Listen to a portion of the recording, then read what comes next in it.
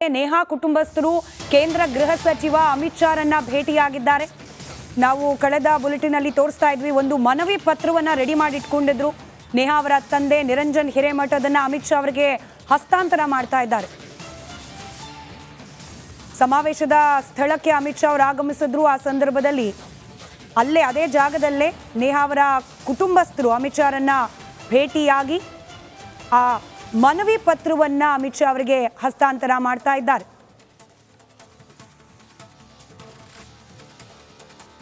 ಪತ್ರದಲ್ಲಿ ಮನವಿ ಮಾಡ್ಕೊಂಡಿದ್ದಾರೆ ನೋಡಿ, ನಮ್ಮ ಸಂವಿಧಾನ ಈ ನೆಲದ ಪ್ರತಿಯೊಬ್ಬ ವ್ಯಕ್ತಿಗೂ ಕೂಡ ಸ್ವತಂತ್ರವಾಗಿ ಬದುಕಲಿಕ್ಕೆ ಬೇಕಾದ ಹಕ್ಕನ್ನ ನೀಡಿದೆ.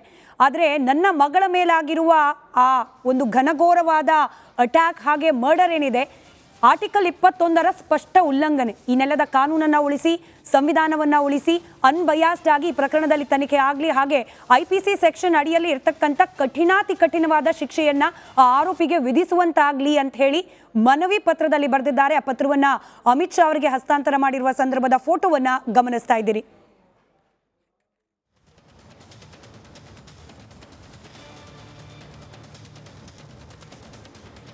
ರೈಟ್, ಯಡಳಿ ಸರ್, ಈಗ ನೋಡಿ, ಮೋದಿ ಅವರು ಬಂದರು, 5 ಕಡೆ ಪ್ರಚಾರ ಮಾಡಿದ್ರು. 5 ಕಡೆ ಕೂಡ ನೇಹಾ ಅವರ ಬಗ್ಗೆ ಪ್ರಸ್ತಾಪ ಆಯಿತು. ಅಮಿತ್ ಶಾ ಅವ್ರದ್ದು ಫೋಕಸ್ 3 ಕ್ಷೇತ್ರ, ಅಲ್ಲಿಗೆ 8, 14ರಲ್ಲಿ 8 ಕ್ಷೇತ್ರದಲ್ಲಿ ಇನ್ ಕೇಸ್ ಏನಾದರೂ ಹಿಂದೂ ಮತಗಳು ನೇಹಾ ವಿಚಾರದಲ್ಲಿ ಕನ್ಸಾಲಿಡೇಟ್ ಆಗಿದ್ದೇ ಆದಲ್ಲಿ ಉಳಿದಿರೋದು 6 ಕ್ಷೇತ್ರ. ಕಾಂಗ್ರೆಸ್ಗೆ ಇದು ಅಪಾಯ ಅಂತ ಅನ್ನಿಸ್ತಾ ಇದೆಯಾ ಚುನಾವಣೆ ದೃಷ್ಟಿಯಿಂದನೇ? ಈ ಸದ್ಯಕ್ಕೆ ಅವರು ಈಗಾಗಲೇ ಮೊದಲನೇ ಹಂತದಲ್ಲಿ ಒಂದಿಷ್ಟು ಹಿನ್ನಡೆ ಆಗುತ್ತೆ ಅಂತ ಗೊತ್ತಾಗ್ಬಿಟ್ಟು, ಆ ನಂತರ ಮೋದಿ ಸಾಹೇಬರು ಮತ್ತೆ ಧರ್ಮಾಧಾರಿತವಾದಂಥ ಮಾತುಗಳನ್ನೇ ಮಾತಾಡ್ತಾ ಬಂದಿದ್ದಾರೆ. ಪ್ರತಿಯೊಂದು ಕಡೆಗೂ ಮಂಗಳಸೂತ್ರ ಕಿತ್ಕೋತಾರೆ, ಆಸ್ತಿ ಕಿತ್ಕೋತಾರೆ, ಮುಸ್ಲಿಮರಿಗೆ ಹಂಚಿಬಿಡ್ತಾರೆ ಅಂತೆಲ್ಲ ಮಾತಾಡ್ತಾ ಇದ್ದಾರೆ. ಅವು ಬೇಕಿರಲಿಲ್ಲ, ಆದರೂ ಸಹಿತ ಮತ್ತೆ ಅಗೇನ್ ಸೇಮ್ ಟ್ರ್ಯಾಕಿಗೆ ಬಂದಿದ್ದಾರೆ. ಇವಾಗೂ ಸಹಿತ ನೇಹಾ ಪ್ರಕರಣದಲ್ಲಿ ಮಾಡಿದಾಗ ನೀವು ಅಂದ್ಕೊಂಡಾಗೆ ಗೆಸ್ ಮಾಡಿದಾಗೆ ಜನರು ಮೂರ್ಖರಲ್ಲ. ಜನರು ಅರ್ಥ ಮಾಡ್ಕೋತಾರೆ ಯಾವುದನ್ನ ರಾಜಕೀಯಕ್ಕೆ ಯಾರು ಬಳಸ್ಕೊತಾ ಇದ್ದಾರೆ. ಕಾಂಗ್ರೆಸ್ನವರು ಯಾವುದನ್ನು ಬಳಸ್ಕೊಳ್ತಾ ಇದ್ದಾರೆ, BJP ಅವರು ಯಾರನ್ನು ಬಳಸ್ಕೊತಾ ಇದ್ದಾರೆ, ಯಾವುದನ್ನು ಹೈಲೈಟ್ ಮಾಡ್ತಾ ಇದ್ದಾರೆ. ಶಿಕ್ಷೆ ಆಗಬೇಕು ಅಂತಂದ್ರೆ ಈಗಾಗಲೇ ಏನೇನು ಮಾಡಬೇಕು ಅದೆಲ್ಲವೂ ಸಹಿತ ಕಾನೂನು ಮಾಡಿದೆ. ಅಕಸ್ಮಾತ್ ಅದು ಮಾಡದೆ ಬಿಟ್ಟಿದ್ರೆ ಜನ ರಿವೋಟ್ ಆಗ್ತಾ ಇದ್ರು. ಇವಾಗೂ ಸಹಿತ ಮೊದಲನೇದಾಗಿ ಇವರೊಂದು ಅಸ್ತ್ರ ಬಿಡ್ತಾರೆ, ಬ್ರಹ್ಮಾಸ್ತ್ರ, ಅವರೊಂದು ಪಾತುಪತಾಸ್ತ್ರ ಬಿಡ್ತಾರೆ. ಹೀಗೆ ಬರೀ ಅಸ್ತ್ರಪಸ್ತಾಸ್ತ್ರಗಳನ್ನು ಮಾಡ್ತಾ ಇದ್ದಾರೆ. ಸ್ನೇಹಿತರು ಹೇಳಿದ್ರು ಅವಾಗ ರಾಜಕೀಯ ಮಾಡೋದು ತಪ್ಪಲ್ಲ ಅಂತ.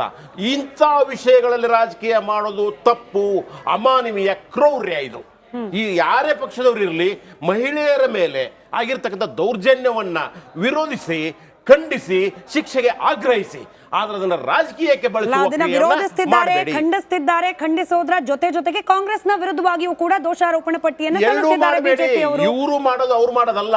ಅದಕ್ಕೆ ಕಾನೂನು ಮಾಡುತ್ತೆ ಆ ಕೆಲಸವನ್ನ. ಯಾವುದೇ ಅಪರಾಧ ಆದ್ರೆ ಆ ಅಪರಾಧಕ್ಕೆ ಶಿಕ್ಷೆಯನ್ನ ಕೊಡಿಸುವ ಕೆಲಸವನ್ನ ಕಾನೂನು ಮಾಡಬೇಕು. ಆದರೆ ಇವರು ಅದನ್ನ ರಾಜಕೀಯಕ್ಕೆ ಬಳಸ್ತಾ ಇದ್ದಾರೆ. ಯಾಕೆ ಇವರು ನೇಹಾ ಅಂತಾರೆ, ಅವರು ಪ್ರಜ್ವಲ್ ಅಂತಾರೆ. ಇದು ತಪ್ಪು. ಆದ್ದರಿಂದ ಇವುಗಳನ್ನ ಯಾವುದೂ ಮಾಡಬೇಡ. ನೀವು ಅವಾಗ ಹೇಳಿದ್ರಲ್ಲ, ಅಭಿವೃದ್ಧಿಯ ವಿಷಯ ಇಟ್ಕೊಂಡು ಜನರ ಹತ್ರ ಹೋಗಿ, ಅಥವಾ ಮುಂದಿನ 5 ವರ್ಷಗಳ ಕಾಲ ನಾನು ಏನು ಮಾಡಬಲ್ಲೆ ಅನ್ನುವ ಪ್ಲಾನಿಂಗ್ ಇಟ್ಕೊಂಡು ಜನರ ಹತ್ರ ಹೋಗಿ. ಕ್ಷಮೆ ಇರಲಿ, ನೇಹಾ ಅವ್ರ ತಂದೆ ಮಾತನಾಡ್ತಿದ್ದಾರೆ. ಅಮಿತ್ ಶಾ ಭೇಟಿ ನಂತರದಲ್ಲಿ ಕೇಳಿಸ್ಕೊಳ್ಳೋಣ. ಅಥವಾ 120 ದಿವಸಗಳಲ್ಲಿ ಆ ಒಂದು ಫಾಸ್ಟ್ ಟ್ರ್ಯಾಕ್ ಕೋರ್ಟ್ನಲ್ಲಿ ನಿರ್ಧಾರ ಆಗಿ ಎಲ್ಲ ಇಂಥ ಪ್ರಕರಣಗಳನ್ನು ಅದಕ್ಕೆ ಜೋಡಿಸ್ಬೇಕನ್ನೋ ಮಾಹಿತಿ ಕೂಡ ಅವರಿಗೆ ಕೊಟ್ಟಿದ್ದೀವಿ. ಅಮಿತ್ ಶಾ ಅವರಿಂದ ಯಾವ ರೀತಿ ಭರವಸೆ ಸಿಕ್ತು ಸರ್ ಈ ಪ್ರಕರಣ ವಿಚಾರದಂಗೆ? ಈಗಾಗಲೇ ಅವರು ಭಾಳ ಗಂಭೀರವಾಗಿ ಚರ್ಚೆ ಮಾಡ್ತಾ ಇದ್ದಾರೆ. ಇದು ಭಾಳ ಸೀರಿಯಸ್ ಆಗಿ ತೊಗೊಂಡಿದ್ದಾರೆ. ಹಿಂಗಾಗಿ ಪರ್ಸ್ನಲ್ ಆಗಿ VIP ರೂಮ್ನಲ್ಲಿ ಕುಂದಿರಿಸಿ ನನಗೆ ಮಾತಾಡಿ, ನಮಗೂ ಕೂಡ ನಮ್ಮ ಕುಟುಂಬಕ್ಕೆ ಕೂಡ ಧೈರ್ಯ ಹೇಳಿದ್ದಾರೆ. ನಾನು ನಿಮ್ಮ ಜೊತೆಗಿದ್ದೀನಿ, 100% ನ್ಯಾಯ ಸಿಗುವಂಗೆ ನಾವೆಲ್ಲರ ಜೊತೆಗೆ ಅದೇವೆ ಅಂತ ಹೇಳಿದ್ದಾರೆ. ಇದಿಷ್ಟು ನೇಹಾ ಅವರ ತಂದೆ ನಿರಂಜನ್ ಹಿರೇಮಠ ಅವರ ಮಾತು. ರೈಟ್, ಅದನ್ನ BJP ಮಾಡುತ್ತೋ ಕಾಂಗ್ರೆಸ್ ಮಾಡುತ್ತೋ ಗೊತ್ತಿಲ್ಲ. ಕುಟುಂಬಕ್ಕೆ ಬೇಕಾಗಿರೋದು ತ್ವರಿತಗತಿಯಲ್ಲಿ ನ್ಯಾಯ. ಚುನಾವಣೆ ಸಂದರ್ಭ ಆಗಿರೋದ್ರಿಂದ ಅಟ್ಲೀಸ್ಟ್ ಚುನಾವಣೆ ಪರ್ಪಸ್ಗಾದ್ರೂ ಅದನ್ನು ಬೇಗ ಮಾಡಿ ನಮ್ಮ ಪಕ್ಷದವ್ರು ಸೈ ಅನ್ನಿಸ್ಕೊಂಡಪ್ಪ ಅಂತ ಹೇಳಿ ಆದರೂ ಆ ಕುಟುಂಬಕ್ಕೆ ನ್ಯಾಯ ಕೊಡಿಸೋ ಪ್ರಯತ್ನ ಪ್ರಾಮಾಣಿಕವಾಗಿ ರಾಜಕೀಯ ಪಕ್ಷಗಳು ಮಾಡಲಿ ಅಂತ ಹೇಳಿ ನಾವಿಲ್ಲಿ ಕೂತು ಆಗ್ರಹಿಸಬಹುದು.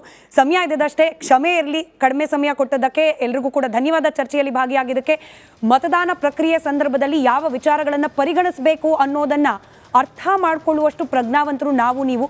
ಹೀಗಾಗಿ ಯಾವುದೇ ರಾಜಕೀಯ ಪಕ್ಷಗಳು ಯಾವುದೇ ವಿಚಾರವನ್ನು ಚುನಾವಣಾ ವಸ್ತುವಾಗಿ ಪರಿಗಣಿಸಿದ್ರೂ ಕೂಡ ಮತದಾನ ಮಾಡುವ ಸಂದರ್ಭದಲ್ಲಿ ಪ್ರಜ್ಞಾವಂತರಾಗಿ ಮತವನ್ನ ಚಲಾಯಿಸೋಣ. ಮರಿದೆ ವೋಟ್ ಮಾಡಿ. ಮೇ 7ನೇ ತಾರೀಕು. ಧನ್ಯವಾದ. ನೋಡ್ತಾ ಇರಿ ರಿಪಬ್ಲಿಕ್ ಕನ್ನಡ, ಇದು ನಿಮ್ಮ ಧ್ವನಿ.